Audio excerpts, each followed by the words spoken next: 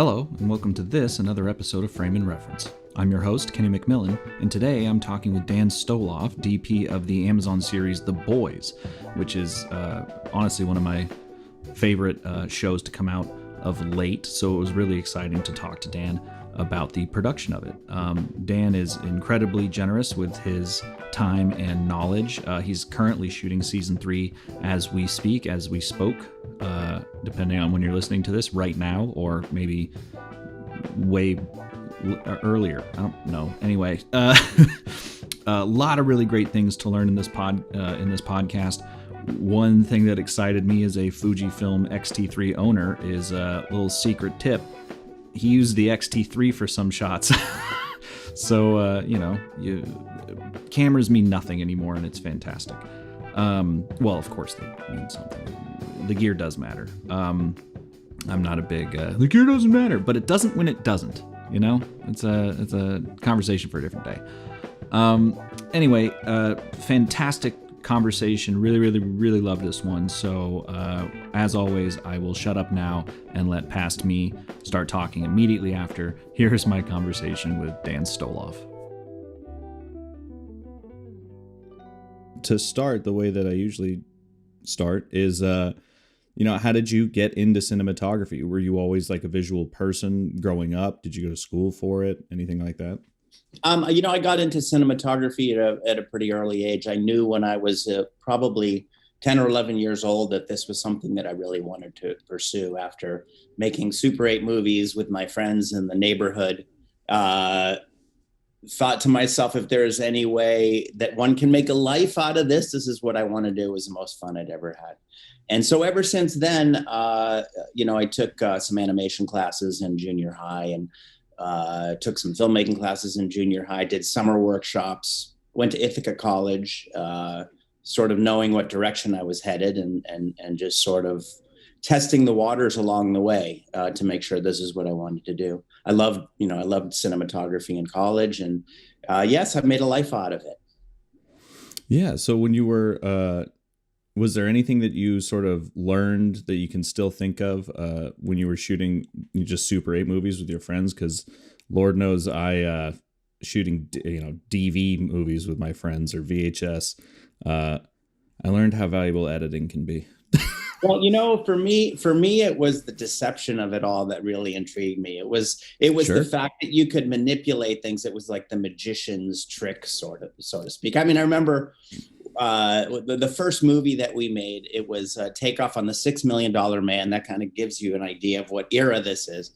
And I remember setting up a shot on my dad's Super 8 camera, zooming in all the way, and realized that if I just ran in place, it kind of looked like I was actually running. That was the moment that it kind of got me, that so much of what we see and so much of what we accept as reality on the screen is a trick. It's manipulation. And it was the magic that drew me in, that I could convince people that something was something else. It's funny you say that, because before I was a cinematographer, I was a magician, and I 100% understand that analogy there, that mental analogy, because I feel the exact same way. There's something very fun about, two things actually. One, it's very fun to be the magician and lead people along the way, but I think it's fun to lie to people to their face and have them enjoy it. Absolutely. No, absolutely. There's nothing in the world that lets you do that. It's the best. I mean, even on a more nuts and bolts level, you approach a scene and the sun is coming in from a direction and you decide that's the wrong direction. Well, you have all the tools to change nature. I can block the real sun and create my own sun. I can create the reality that I want to create, which is very, it's very liberating. It's wonderful to have that. It's actually more empowering, I would say, than liberating. Sure. But to have the ability to do that, and then that becomes a tool in your box. And there are times you have to bend nature, and then there are other times that you go with it and you accept it and you work with what's there and you embrace what's there. And then as you get more experience, you learn how to manipulate the situation so that you have to do less to get to where you want to be. For, simple example would be just in terms of blocking a scene into 3/4 backlight, for example, like convincing a director that maybe this blocking is better because we just go with this rather than blocking the front lit sun and putting your own in. You just adjust things, you move things, you kind of feel your way there. Sure. So when you were in college and kind of growing up, did you have any sort of films that really inspired you, or even mentors along the way? I would say it was more films that inspired me. It was people like Coppola and Scorsese that were making movies like Raging Bull and Taxi Driver and The Godfather and Apocalypse Now, and certainly work of, say, Oliver Stone inspired me. Early stuff, the stuff he was doing with Bob Richardson. I was seeing these relationships forming, and that's really kind of what inspired me. I saw a way to move this visual art forward, that these guys were doing something new and something interesting and something bold, and I wanted a part of that, and that inspired me. It still does. Yeah, that's actually interesting you say that, because that's I always seem to be drawing music analogies on this podcast, and I have yet to be able to really succinctly like put all of it kind of into appropriate words. But one of the things is I'd love having a favorite musician and then figuring out all the musicians that they worked with, and then figuring out, oh my goodness, there's like a whole network of musicians who all work together that I love all their stuff. Yeah. And same thing with filmmakers. Absolutely. No, absolutely. I think that we all feed off of each other, and we all take it, we all absorb everything that we see, whether it's filmmaking or whether it's great painting or whether it's theater or whatever it is, we're absorbing all of this stuff. And then in a way, we're absorbing it, we're reprocessing it, and then we're creating something new out of it. So like jazz music, there are influences coming in from every single direction. And I liken it to music a lot too. I mean, I a lot of times I'll tell my operators to play their camera like it's jazz. Like, I just want you to feel what the scene is and what the rhythm is. And I want you to tell the story with the camera, paint the story with the camera. The guy goes over, he picks up the coffee cup, he pours it in the sink, whatever. Make that rhythm part of the dance that he's doing. So yeah, it's very musical. Yeah. I'm like thinking of 5 different questions now. How important do you think it is, sort of speaking in musical terms almost, your music, so to speak, can in many ways be a way to teach newer people or just whoever's watching the things that influenced you? Do you think that's kind of important in the way that you make films? Where like you make sort of conscious nods and you kind of hope that like someone will notice, look into it, find the things that you loved, and kind of keep the lineage going? Yeah, I think there's a DNA there. I mean, I would think if somebody looked at my work, I would hope that they would see, traces of Deakins and traces of Bob Richardson and James Wong Howe. And I would hope that they would see like the bigness of everything that I've taken in and how I processed it and put it forth. And one of the great things about the show that I'm on now, The Boys, is that it enables me to call on all these different chops for all these different things. It's action adventure, it's romance, it's satire, it's politics, it's big scope, it's intimate scope, it's a bit of everything. So you have to have all these different tools at your disposal for the job at hand. Yeah. You got to understand documentary filmmaking. If you're doing a documentary sequence within a sequence, you have to understand how someone intuitively responds on a zoom lens to something happening versus we're setting up for a scene now, which is like an MGM musical fantasy sequence. And so you have to understand how they used a single camera for a lot of these, Gene Kelly and that kind of stuff, and how the camera dances with the cast and how they did it in the 1940s versus, say, 500 Days of Summer, which was inspired by that, but then put a little contemporariness into it, which is what we're kind of trying to do. But yeah, you take it all in, and nothing's wasted. Everything in our sponge-like brains gets absorbed. And the beautiful thing and the lucky thing about cinematography is there's an outlet to let some of that back out there. Yeah. When you were saying you kind of let your operators jazz about it, do you keep them in that sense not very strict on like, all right, if someone's going to stand up, you have to go at the exact same pace as them? Or do you kind of let the scene kind of play and be a little more documentary about it? I just marathoned season 2 of The Boys last night, so this is fresh on my mind. Okay, good. I'd have to say, Kenny, it totally depends on the situation. There are scenes that are very rigid and that are very planned out, and there are moments that are very specific, and there are others that are looser. So the leash is not always loose. I mean, it really depends. It really depends. A lot of things. Well, you just watched season 2. You got through it. So the congressional scene where the heads blow up, it has a feel, a very spontaneous, cameras flying around and finding things. Well, there's nothing spontaneous about that scene. Every single beat in that scene was drawn up and designed to look spontaneous and designed to look chaotic. But it wasn't. It couldn't be, because the visual effects were so specific. So everything, we knew exactly where things were happening and how they were happening. But that's that scene. Other scenes have a more free flow feel. If you're not locked into visual effects and you're not locked into very specific things, you can be a little bit freer. And again, it depends on the tone of the scene. Is it playful? Is it fun? Is it fast? Is it slow? Is it reflective? Is it emotional? Totally depends. Yeah, because that was actually one note that I had, was that I was going to ask how that courtroom scene played out for you, because I imagine, were you just shooting background plates and then like a green screen plate of the actor's head? Or like how is that sort of being assembled on set?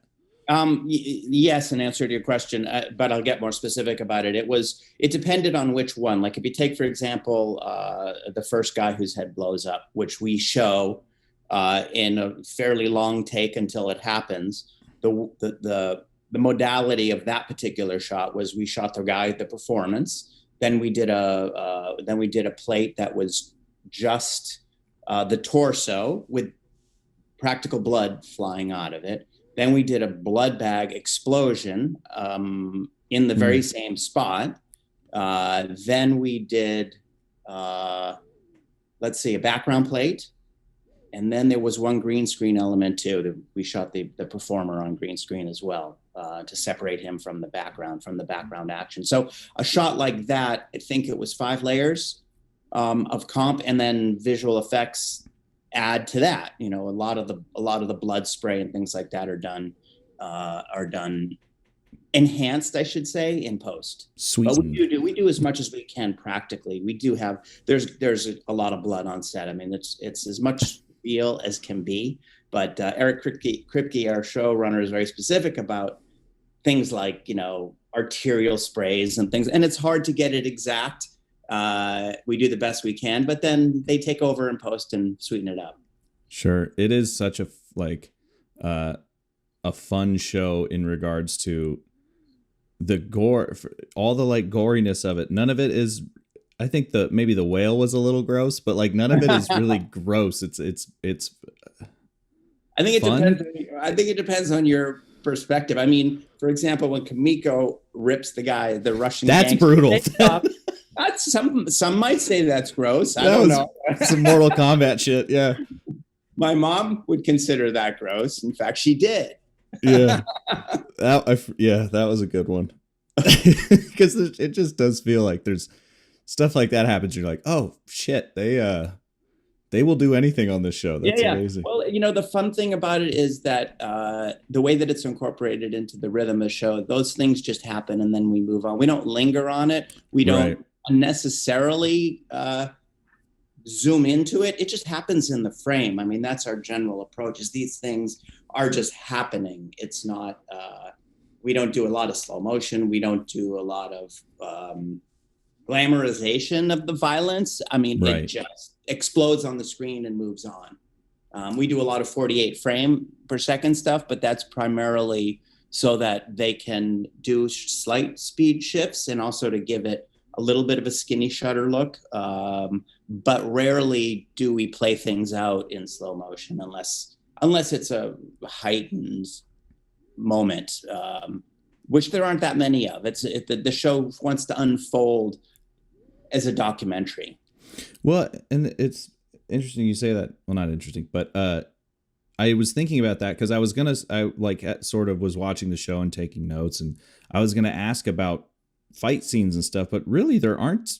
The show is not like a fighty show. It's very much a drama, like a dark comedy drama. Yeah, it is. I mean, there are fights. I mean, there Certainly. There are fights, but it's not what the show is about. I mean, it's I think our show offers something for everyone, probably too much for a lot of people. But the fights like the violence or the sex or any of it is just incorporated. It's woven into the fabric of the show. A lot of things just sort of happen. Yeah, it's I feel like it's somewhat unique in that way.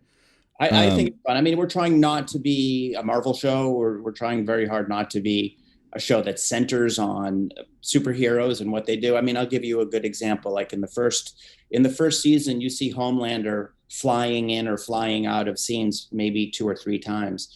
In season 2, maybe you see it once. In season 3, we never see it. It's just not necessary. So once we've already told the story, we don't just hang on to a visual trope just sort of for the sake of the cool of it all, that we do it the other way around. So now Homelander lands deep in the background, way out of focus. And we're foreground. I'm thinking specifically of the scene in Ryan's backyard when he lands with Stormfront and they're out of focus. It's not a big deal. We're not saying, look at this. This is just something that's happening. We're not pointing to it. We're not underlining it. We're not even focusing on it. It's just another layer of the reality that is the boys. Sure. Well, and it makes total sense too, because in a world where superheroes exist, you wouldn't glamorize every single thing they do. It would be sort of just an occurrence. Yeah. Yeah. I mean, another example is in season 2 when Huey comes out of the Gypsy King's basement and he walks out of his out of the pawn shop and looks up and a soup is flying overhead.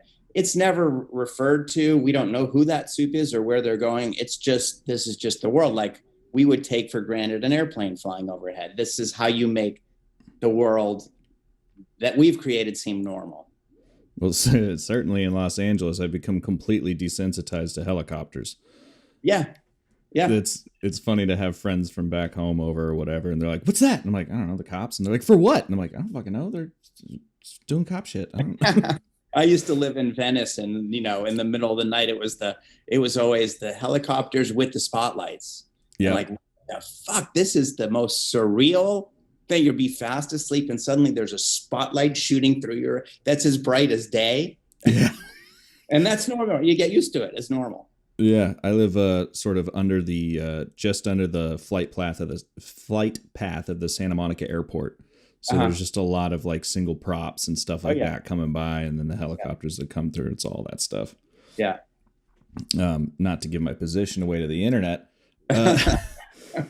Going back a little bit, I've noticed that it's kind of a pretty strong look for season 2 of The Boys is this very green and yellow color contrast. Can you talk to me about like where that decision came from? And I could be making this up, but it kind of goes from a very hard look into a softer look like throughout the season, unless I'm completely misreading that. That's just well, I don't think you're misreading it. I don't think that it's a a lot of things are not always conscious. I'm not sure that it was any kind of plan, nor was there an overriding color scheme to the show in any way. I mean, it really was inspired by the world that Arv Graywall created, our production designer from season 2, created this world. And we talked about colors a lot, but it was never a thematic thing, like a continuing thing. There's there's a certain flavor to the Seven Tower that is fairly consistent. It's kind of warm. It's a little bit desaturated. There's a little yellow in the highlights. I mean, that's all kind of by design, and contrasting to the Gypsy King's Basement in season 2, which was a lot of cyan and then urban vapor kind of combination.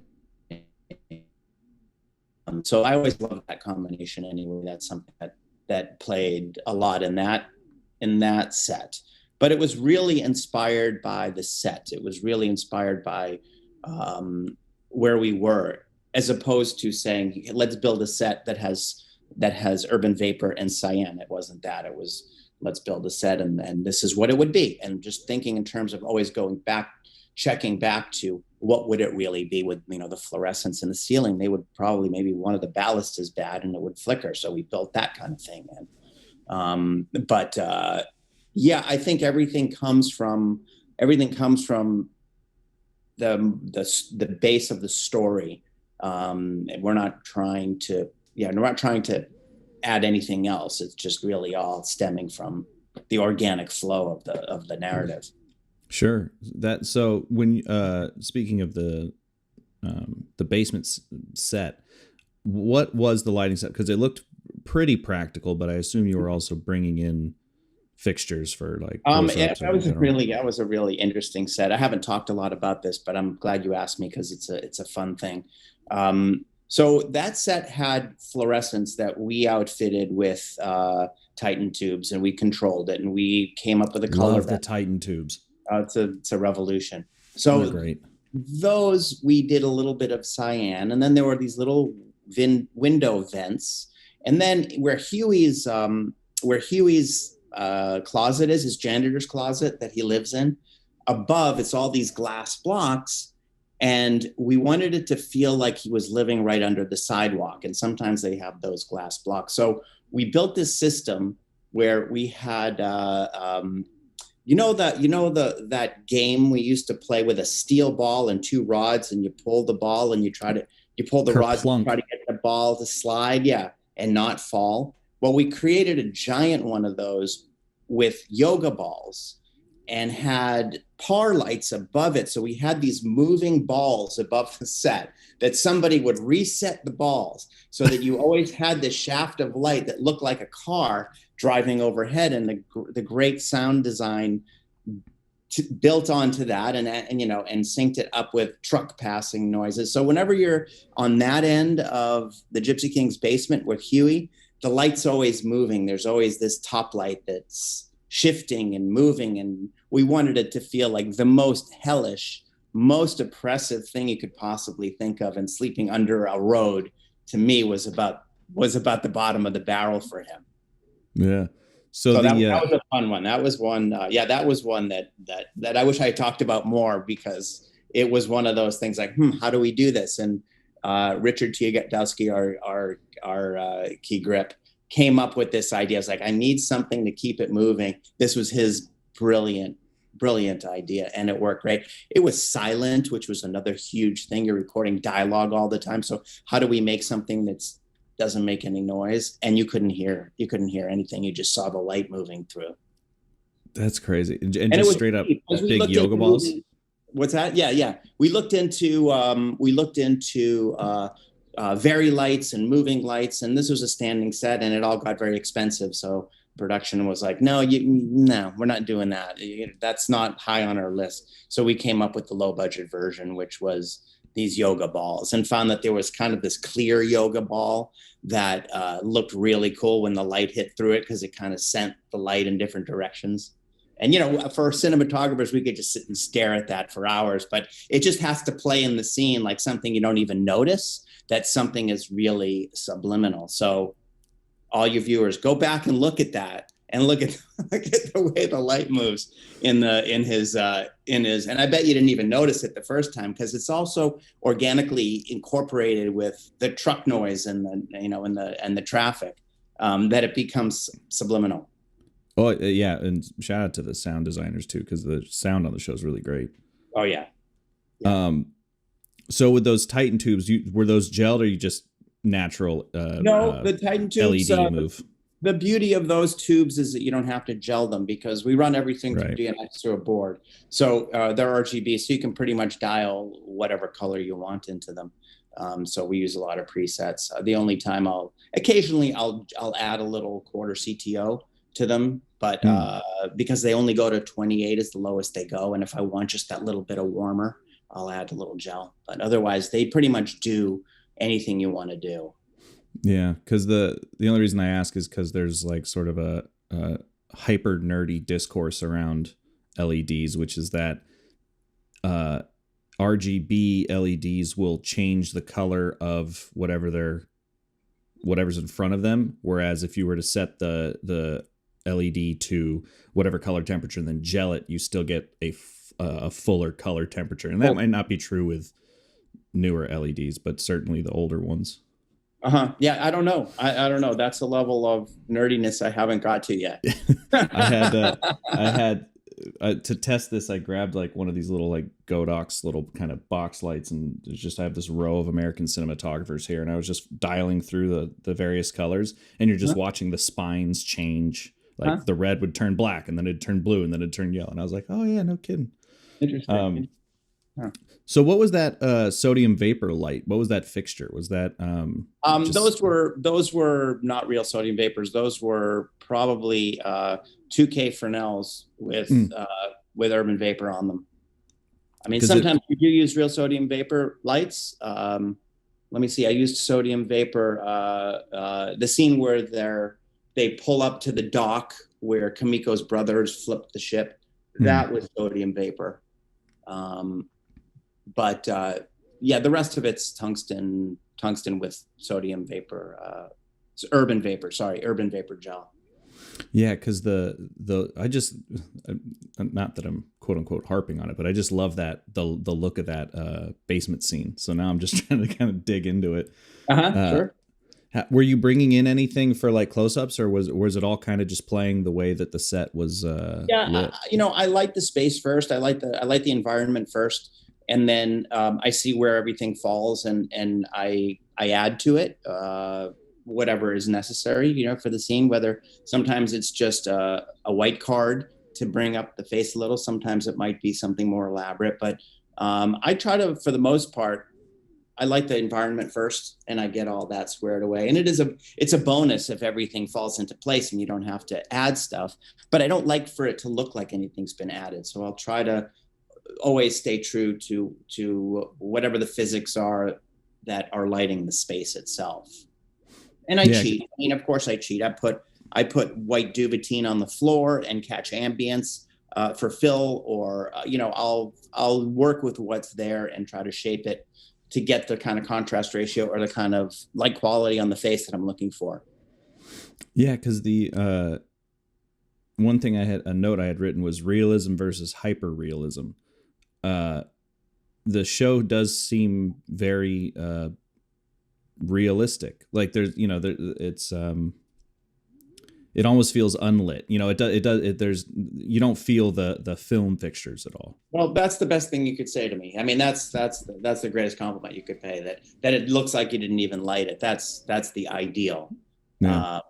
But trust me when I say there was a lot of work to making it look that way. But that's what we try to do. If it looks lit, I kind of review and say, wow, does it look lit? And I always try to, and I embrace shadows. I embrace the darkness. I love it when a character comes into their light, or somebody's on the edge of their light and then rolls out of it or rolls into it, and trying to use that to dramatic effect without hitting you over the head with it. Keep being subtle with it. What's the tone of the scene, and let that kind of direct what it is. But if you look, you'll see everybody's not always perfectly lit all the time. I mean, there are certainly moments when you're into heated moments that it is, but we don't get too precious about that. Sure. Just not that there's like one answer, but off the top of your head, can you think of what normally is the culprit for a scene looking too lit? You mean in general? Yeah, just kind of, yeah.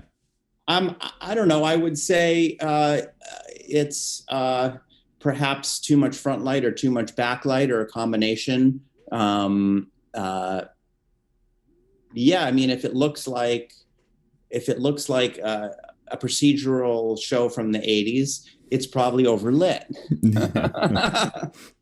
You know, and if it looks like it wasn't lit, I think you're on the right track. If it looks like your basement really looks when you turn on the lights and go down there, then it's not overlit. So yeah, it's about illusion, right? It's about the illusion of reality, and you shatter that illusion when you tamper with the perception of realism. So you have to be true to what physics are, and you know, if the sun, you know, if the sun is over one character's shoulder, he's in backlight. The person he's talking to should be in front light. You know what I mean? It's like there's a logic. That one. Oh yeah, we've all cheated it. But what I'm saying is that we try to stay true to that. So I would never shoot two people in backlight unless there's a very specific reason for it. And there is sometimes a reason for it. And I'll give you one. Like when we did Dawn of the Seven, the movie within the movie, everyone's always in backlight no matter what. Right.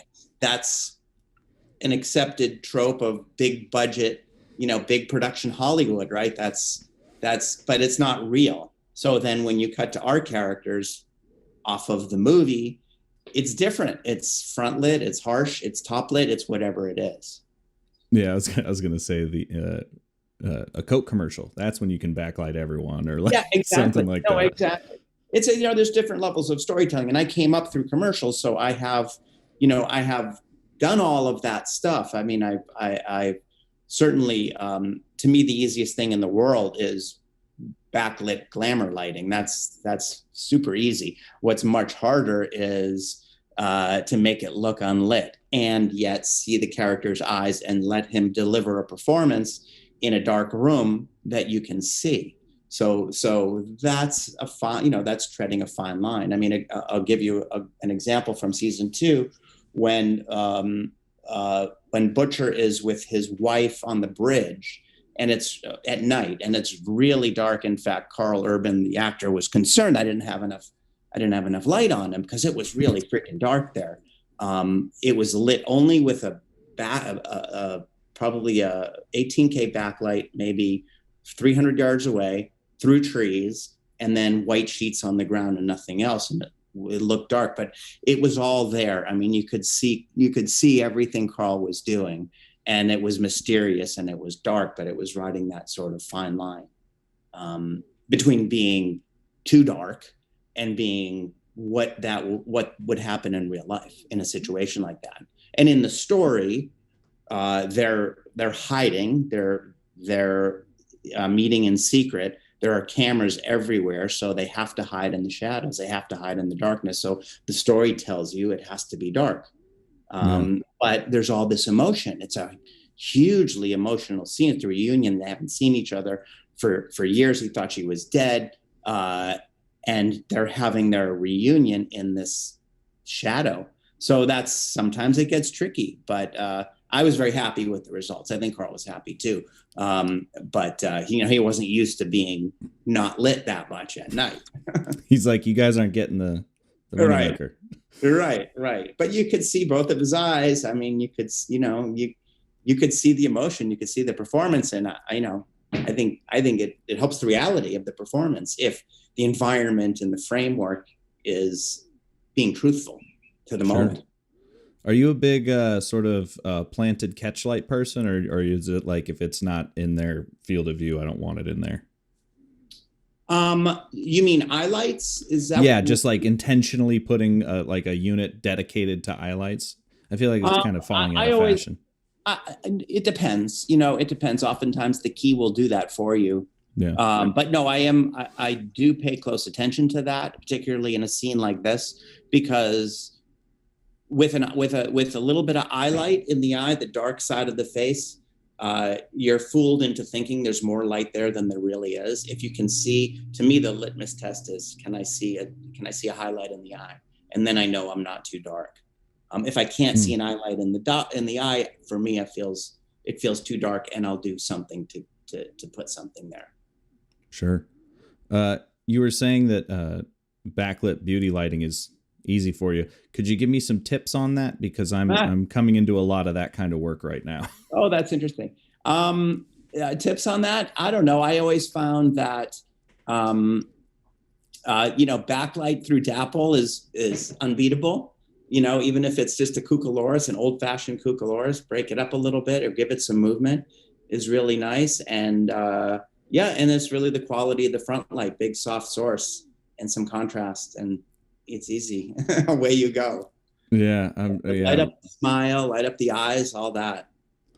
I've been fighting a lot with like, because I kind of have like regular I don't know what you'd call them, Fresnel fixtures, but they're LEDs.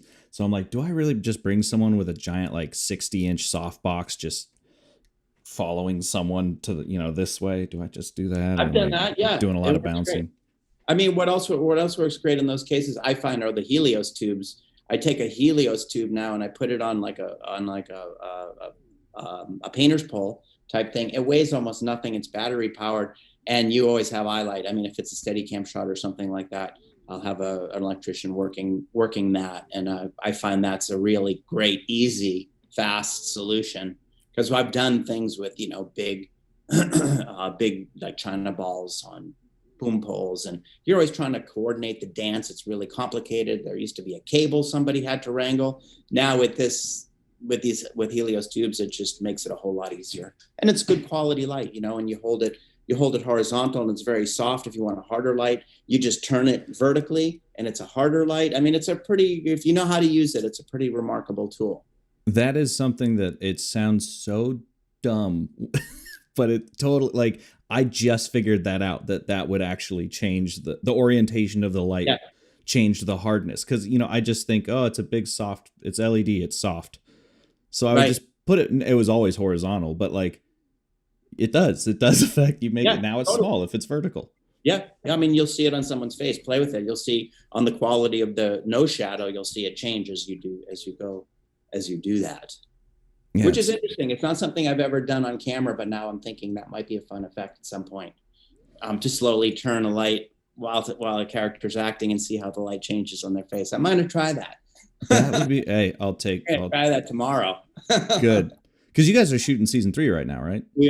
We are deep into it. Yeah. Right now it's, we're in the middle of June and I'm almost done with my second block. We're doing 2 episode blocks this season. And so, I'm nearing the finish line. I've got about 3 more weeks here. Cool. I've been here for 9 months. It's been a haul. Yeah, it has been a haul. And where are you guys shooting? Toronto. Oh, right on. Yeah. And, and it's, with the COVID has, it's added like probably 30% of time to this. So these are big blocks. We're doing, I think, 50 days for 2 episodes. So each block is like a feature film. So we prep it like a feature film. We shoot it like a feature film.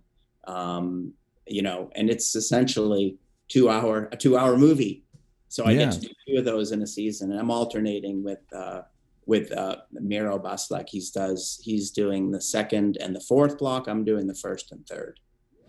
Cause that's a pretty generous schedule for a television show, isn't it? Yes, it is. It is. It is. I think most schedules have expanded because of COVID protocols has slowed things down. At least here in Canada, we're a little bit behind where the US is. I'm not sure how it is in production in the US right now, just because I'm deeply ensconced here. But but we still have strict limits on how many people can be in the room at a time, and we still have to go in shifts and not overpopulate. And so all of that takes time, and Amazon wants the show done exactly the same way. So it's a more expensive endeavor, and it's a bigger endeavor and a more time consuming one. I'm looking forward to getting home. It's been a long time away. It really has. Imagine. Yeah. Are you having to do that? I was interviewing Tim Ives. He shot Halston, and he was saying that in certain scenes they would have to like plant 20 people, film it, move those 20 people to the left, film that, and then split comp everyone to make big scenes.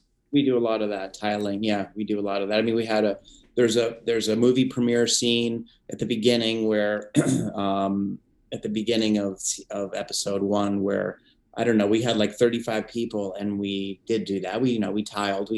Our shots were executed with extreme concern about the frame and how many people we could fit in. And every frame is really carefully set up to maximize the amount of people that we had. And that takes more time. And of course, the tiling takes more time.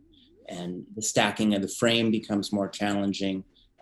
We do reuse extras a lot more than ever before. You'll see a guy with a blue hat on green hat in the deep background. And hopefully you don't notice it, but yeah, that's the reality. Well, if people are picking apart background actors, they probably have other issues. They certainly do, but there are Reddit sites dedicated to that. Oh, geez. They'll talk about it.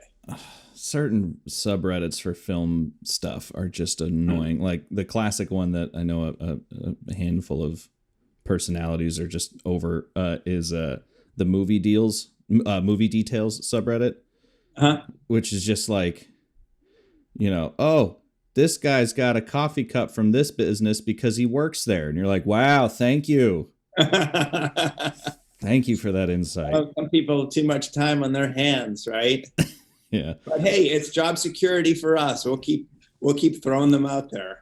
Yeah. In this show, especially, we do a ton of Easter eggs. I mean, so for those people, we do cater to them. I mean, there's Easter eggs all over the place in our show. There's posters on the wall that might be like a vintage Liberty cigarette ad, and we're not focusing on it. It's just there, and if you see it, great. If not, it doesn't matter. It's just part of the texture. It's just adds to the layers and layers of this airtight world that we've created, where Vought is everything.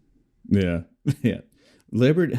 Stormfront's name is Stormfront because she's a Nazi. Oh, thank you. I did notice one. It was stupid, but I laughed at it. Which she's drinking like a smoothie and it says Storefront on it.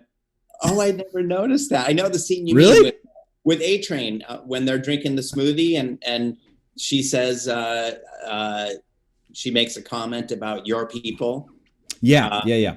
Oh, that's funny. I need to look at that again. There you go. Her cup says Storefront, and I was like, that's funny. That's hysterical. Let's see, what else do I got a whole bunch of notes here. Two things actually. Were you I don't know how you do this intentionally, but it seems like a lot of the show, at least in season 2, is in overcast. Was that a sort of choice, or was that just the hand you were dealt? Yeah, no, that's never a choice in television. I mean, we shoot no matter. I know if it's on the schedule, we shoot it.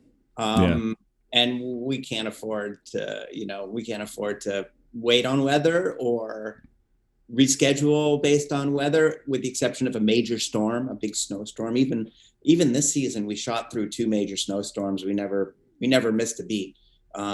We just shot. You just do it. It's TV. You got to make your schedule. So no, none of that is intentional. It's luck. So yeah, and then my follow-up question was going to be: do you prefer overcast or like a direct sunny day? There's a certain laziness and ease in working in overcast. Anywhere you point the camera is easy. So yeah, there's something attractive about that. But at the end of the day, looking at dailies, a properly handled sunny day, I would prefer. I mean, sure. if it's not abrasive or aggressive or unattractive, I think I prefer that. We shot this scene a few weeks ago in this neighborhood in Toronto that I have shot in before. I've only shot there in overcast, right? And it's right in this area. It's like a little valley with all glass towers all around it. Well, the day that we had a giant scene to do there, it was the sunniest, bluest day that's ever happened in the history of planet Earth. And it was a nightmare. Every 5 minutes, the sun was hitting another building coming from another direction. So I felt like I was playing, what's that game? The Gopher game, with the sun. No, whack-a-mole. Yeah. Whack-a-mole, right? Whack-a-mole. That I'm just chasing these unpredictable blasts of ugly, harsh sunlight. They always seem to be front light and awful. And that would have been a day that I would have prayed for an overcast day. So it depends, it depends. If I'm shooting in the country, I would rather have a sunny day. I mean, if I'm shooting in nature, I'd rather probably have a sunny day. Sure. So what are some sort of tips you can give on making an overcast day not just look flat, because it is flat. How do you handle it? I think negative fill and on an overcast day, if I'm shooting you right now and I'm the camera, I would put on the left side, I put a big negative fill, maybe a 12 by on an angle, on a 45-degree angle. And on the other side, I might put just a Grifflon or something white to push light in, and then it would be beautiful. It would be like an Irving Penn portrait. That's how I try to handle overcast. I just kind of shape it a little bit. I don't try to overpower it. I wouldn't put a backlight in it. I wouldn't, I would just sort of channel a Bergman and go with, like dark and brooding. And I love that. Look, man, to me, like, give me a day in November where the leaves are off the trees and leaden skies, and I'm as happy as I can be photographically. There's actually two scenes that I would love to know what you did for them. One is her name Carmen Esposito, the actress? Oh yeah, the one who plays Rainer. Yeah, the one she gets her head. Jennifer Esposito. Yeah, right. Yeah. The scene where she gets her head exploded. Yeah. I really liked her close up. What were you doing there?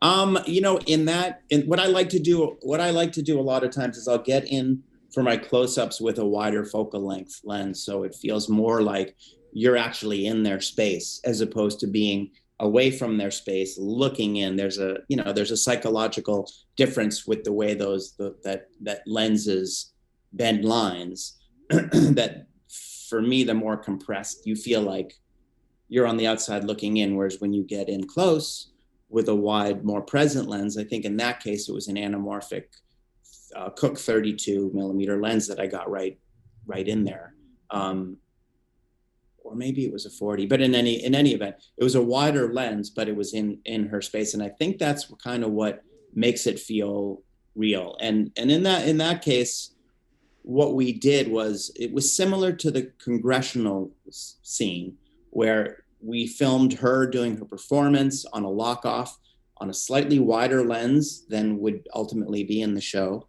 So it's locked off. You do the 5 different comps, the blood bag, the green screen, the torso, the performance. And then in post, they add like a handheld feel to it. So we shoot a little wider and it has that handheld feel. I should have mentioned that we did that also in the congressional thing, which feels like everything's handheld. Like, how do they do all these visual effects handheld? Well, they're not really handheld. They're just simulated handheld. So that adds to it as well. And then you're intercutting with other shots, with the reverses of Huey and MM and Frenchie and Butcher and all that. And it's that is handheld. So they'll match kind of the style that we've established with our natural shots. Sure. And so for her lighting or lack thereof, what were you doing there? Let me think. This was going back a ways. Yeah, probably you shot back in the 90s. No, yeah, it was Chad. Well, this was all pre-COVID, so it's like another era, right? Yeah. No, in her case, it was probably. I probably added a little front fill. I added a little negative just to look for natural, just to look nothing special. I mean, just to look good. Not call attention to itself. It's hopefully, I mean, I think it was a light hand.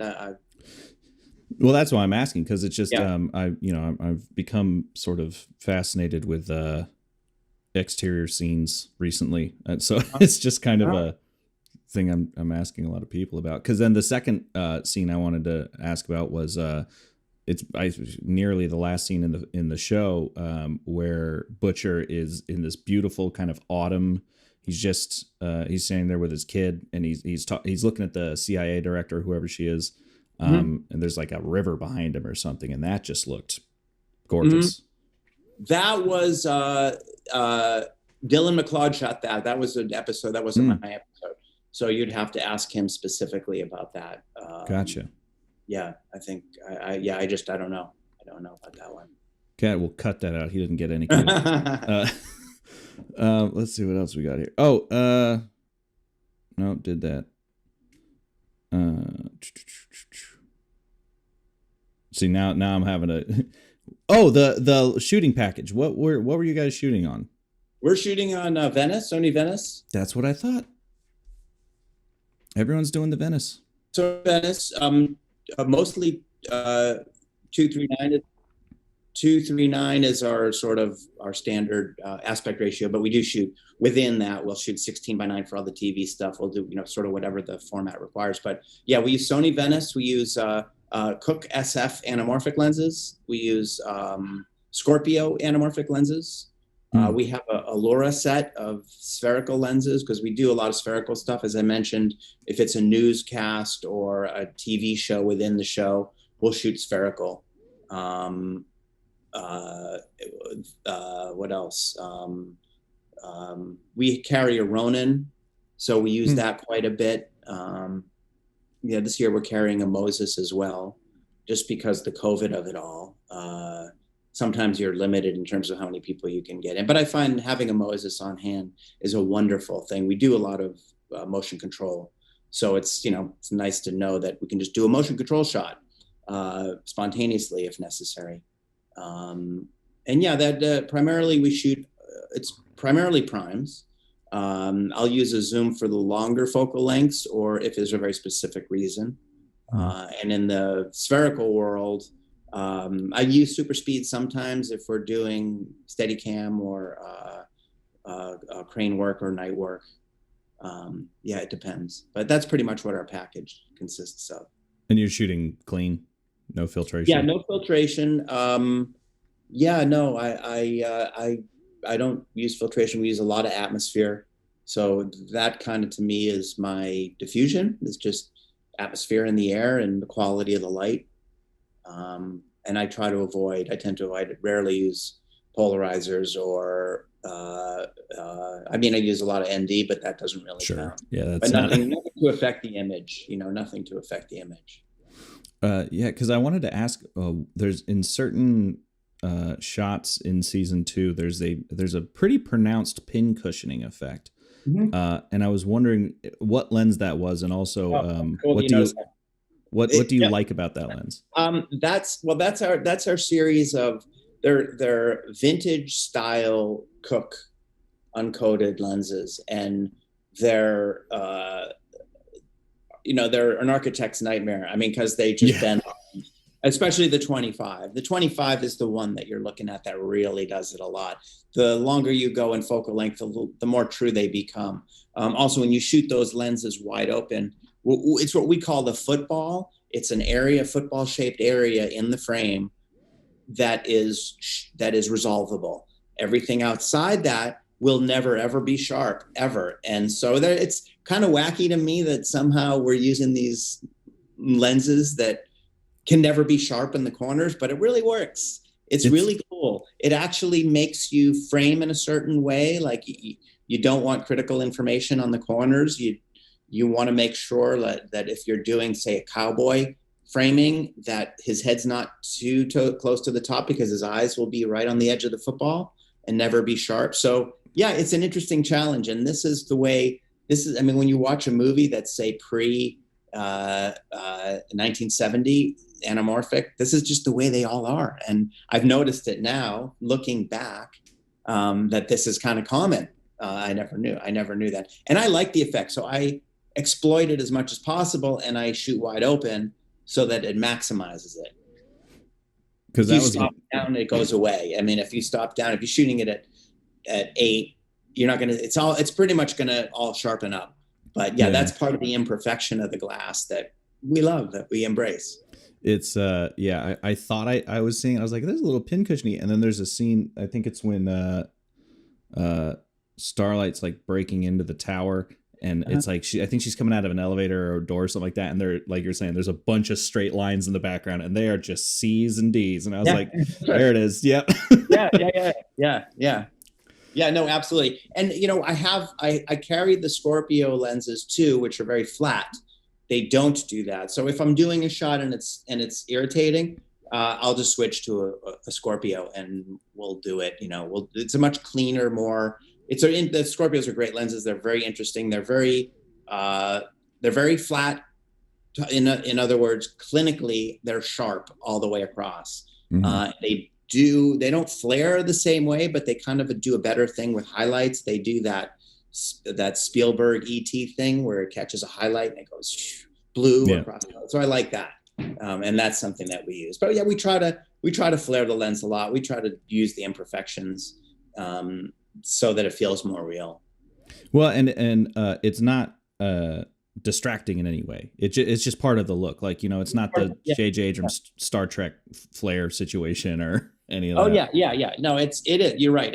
And I always find, like, when I'm on a set, like, for example, the set where Gecko chops the guy's arm, we're in that set and I'm looking at it and it was lit and it looked fine.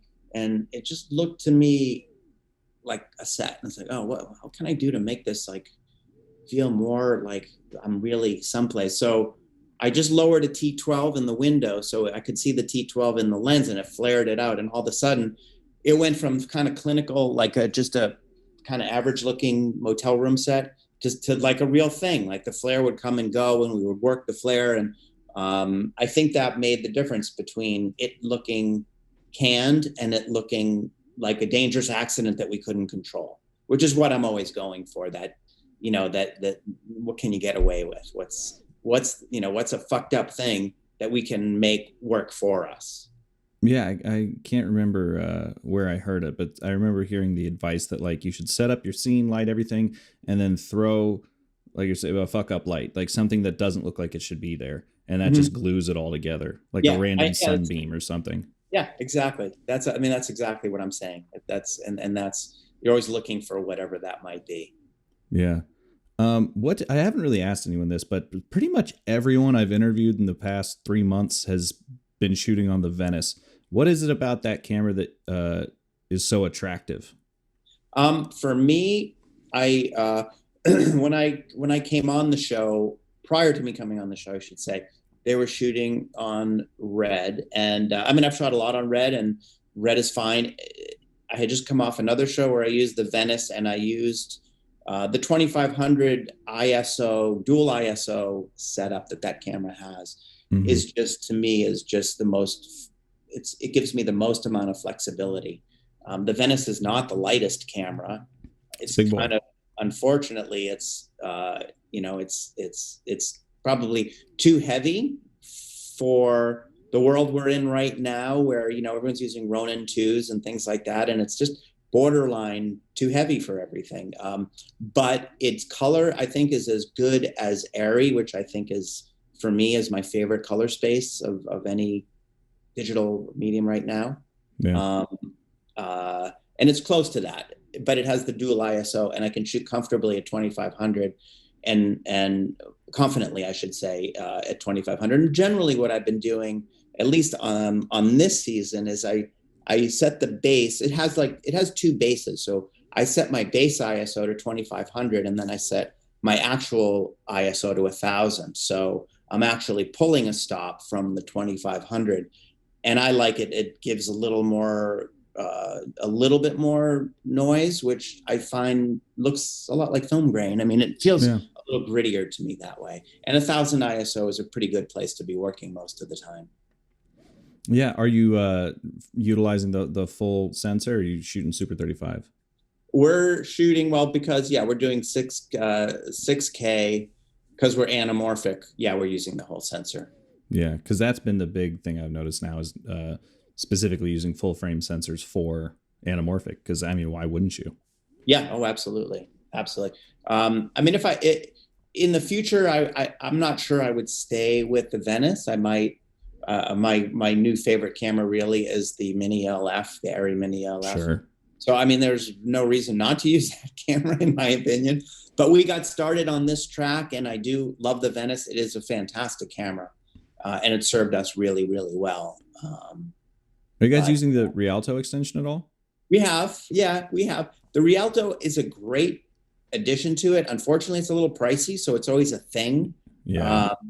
On even any show you do, you're always going to be hitting your budget, and the story is always going to be the same, whether you're doing 5-day episodic TV show or or 25-day, you still want more than you can afford. And so, yeah, we're always up against it. And the Rialto is a pricey thing. And what I've been doing a lot of instead is using my my Fuji FX3 as a camera. Wait, FX3 or XT3? XT3. Sorry, XT3. Yeah, fantastic. Love this camera. It's the best. One of my favorite cameras ever made. It's the best thing since. Yeah.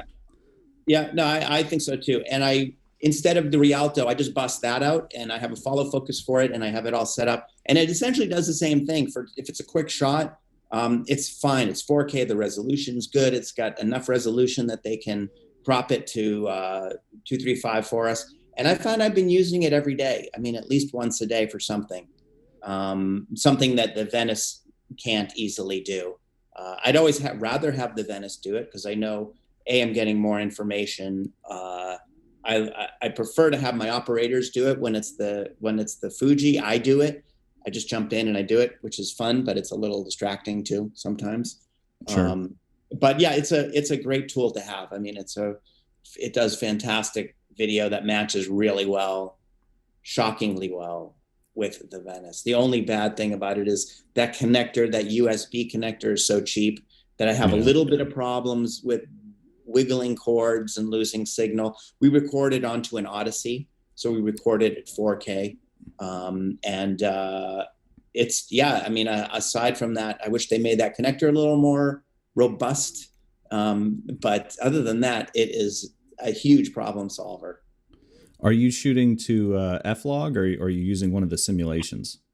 I'm shooting F-Log, and then my DIT matches to the Venice look, or whatever the scene is, whatever's appropriate.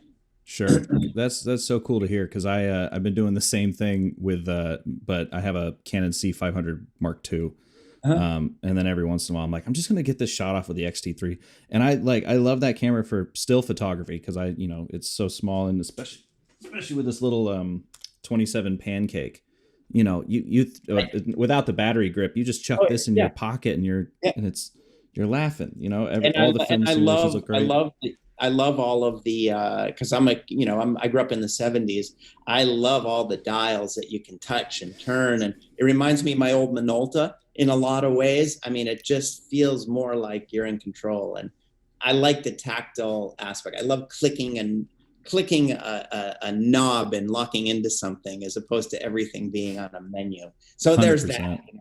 There's that aspect of it. I literally came from a Nikon F2, so it felt exactly the same. Yeah, that's a great little camera. Yeah, love this thing. We are very unfortunately, because now I'm all jazzed about that, running on time, and I don't want to keep you all day, because I'm sure if you got a day off. But I always like to end each podcast asking the same questions, same two. And the first one is just, can you point to, it doesn't have to be like the biggest thing, but what can you point to in your life, whether it be a life change or an object or something like that, that had an appreciable effect on your career as a cinematographer? Wow.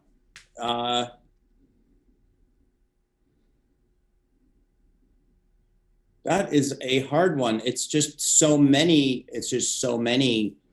Yeah, you can pick one. It doesn't have to be the thing, Many things that led me to become a cinematographer. You mean in terms of just something that you can point to and been like, when I started doing that, or even this is less common, but like when I bought that or whatever, it added this to my life things got better, things got easier. You know, some people said kindness, learning to be kind on set. Some people said, you know, good. All the documentarians were like getting a good pair of shoes. Like, Well, I agree with the good pair of shoes. Hoka's, I swear by them. But the which now? Hoka, Hoka. Hoka. Oh, they're the best. Yeah. They're I'll just. have to look them. I'm on the Bloodstone train right now. Okay, I did Bloodstones for years, and then I recently switched over. So that was, Right. but I don't think that's going to be my answer. You know, I think for me, the biggest thing for me was probably breaking into television. I come from a world of independent film and commercials, music videos, and I always coming up, I sort of TV wasn't really even an option. It wasn't something that I was interested in. I mean, at that time, TV was largely procedural dramas, and I never even saw it as relevant to what I wanted to do. I wanted to make films, make independent films, and I think the biggest thing was when TV started to change, and it was probably, I think it was 2008 or 2009. I did my first TV show. I found a world that that moved as fast as I wanted to move, because I felt like commercials were, for me, were very tedious. Mm. Features at the time were starting to dry up in the category that I was doing them in, and like the mid-level stuff was really going away. TV advertising was basically fading away as the internet came up, or it was dying. So I went through a period of time for a few years where I did a lot of soul searching and I didn't do a lot of working. And I came out of that having landed my first TV show, and found that it was what I was been preparing for my whole life. Like the pace, the physical pace, the mental pace, the security of it, you know, the job security, that's no small thing. If you're an independent filmmaker of any kind, paying your rent is it's freaking hard. I mean, it's challenging. We all know feast or famine, you know, you save your money. We all know all of that. But I had gone through so many experiences in the independent film world where we'd be 2 weeks into production and the financer would give up, or financing would fall through, or we'd prep and then financing. I mean, all these things. Getting into television was like, okay, I don't have to worry about that. I know I'm working for whatever it is, 4 months or 3 months. That's amazing. And then the pace and the rhythm of it, and then also just the arc of storytelling over a period of time, I find is much more suited to my skill set. Like letting the camera have an arc as well. You don't really always get to do that on a movie. The movie's very short, whereas you're doing something over 8 hours. Your look evolves as the characters evolve, and you're on a journey with everybody, with the actors as they're finding their groove. You're finding your groove. The show is finding its groove, and that's having that kind of time to nurture a look. That to me was really what I've always been looking for. Like that, in that environment, that workspace, that canvas was perfect. So for me, that was the most surprising and radical thing. And though I would love to do a feature in the future, and I don't ever discount it, I'm really happy in this world. I'm really happy in television. I don't feel like I need to do anything different. This works. Yeah. Well, and on top of that, first of all, that's beautiful. Secondly, television now is so cinematic. I hate using that word, but like cinematic anyway. So it's like we're in a long movie. Yeah, absolutely. No, absolutely right. And with my 70-inch TV over here, I have a screening room, and we all do basically. And so, the little screen isn't the little screen anymore. We're all meeting somewhere in the middle, and we're taking things that we've learned from both medium, cinema and television, and combining them in a kind of unique way, which I find fascinating. I think this art form of miniseries or limited series, or even a show like ours, is new, and it's a culmination of all of the things that have come before it. and it's exciting. It's a lot like being, a pioneer in a new medium, but one that takes from everything. It really does. It really borrows from everything I've ever done. I borrows from music video experience. I borrow from my commercial experience, shooting food, even. I mean, just whatever. I find it all works in this gig. Yeah. I'll definitely want to have you back on to talk about your commercial and work like that, because I think especially a lot of people listening are kind of in that space right now. So that could be very educational. But the second question out of the two questions is, what is there anything you want to promote? Personal projects? I always like to hear about things that are going on that are not, the big thing. I'm going on vacation after this. There you go. I'm going on vacation. Find me on the beach. My daughter's getting married. There's a lot going on. So actually what I really want to do, and what's really important, is to not work for a while, not work for a period, and sure. My battery. I did a pilot last September that went right into this. So I've been basically shooting nonstop, and I need to just get out there. And it's important to live and observe and get out. And now that, COVID is ending, I'm still in Toronto. We're still in lockdown here. Going home to New York is going to be great because the city is back and it's functioning. And I just need to go to some museums. I need to go to some movies. I need to go to see some theater. I need to restore my bank of inspiration. So that's what I want to emphasize, how important that is, that you have to, there's really two major things as a cinematographer: your physical health, right? You have to be in shape. So, I mean, I've been doing yoga for 30 years and I bike and I exercise, I surf. The physical part is really important to stay in tip top shape, because when you're on 15-hour days, that's like a freaking marathon, but harder in ways, because you still need to be concentrating as sharply in the 15th hour as you did in the first. So you have to be in physical shape. And then the other part is the cultural shape. You have to be in cultural shape. You have to educate yourself. You have to open your eyes and see art and other art forms. And you need time for all that stuff. You can't just be on set. It's not good for your career. So pace yourself, save your money, be on time. And that's, my words of wisdom. Perfect. Yeah, no, that's, I would like to put a underline under that, like reading, like you said, museums, other art forms, so crucial. Absolutely. I found I became a much better person, let alone creator, when I started opening myself up to stuff that wasn't just metal music and sci-fi films. Well, you still have to have that. You gotta have the force fed, but it's all that other stuff. And the more broad your education, the better. I mean, it's gonna reflect in the meetings and the interviews that you have, and the references that you can pull out of thin air, and it's just going to help. It's really, it's all heading into the same place of making us better cinematographers and better people. Yeah. Well, I've absolutely adored this conversation. When you're off of vacation and feeling up to it, let's have you back on. I'd love. I would love that. Back. Awesome. I'd love that. Well, I will let you go and enjoy the rest of your day. All right. Thanks very much. Yeah. All right. Bye-bye. Bye-bye. Frame and Reference is an Owlbot production. It's produced and edited by me, Kenny McMillan, and distributed by ProVideo Coalition.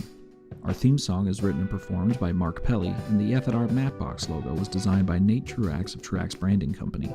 You can read or watch the podcast you've just heard by going to provideocoalition.com or youtube.com/owlbot, respectively. And as always, thanks for listening.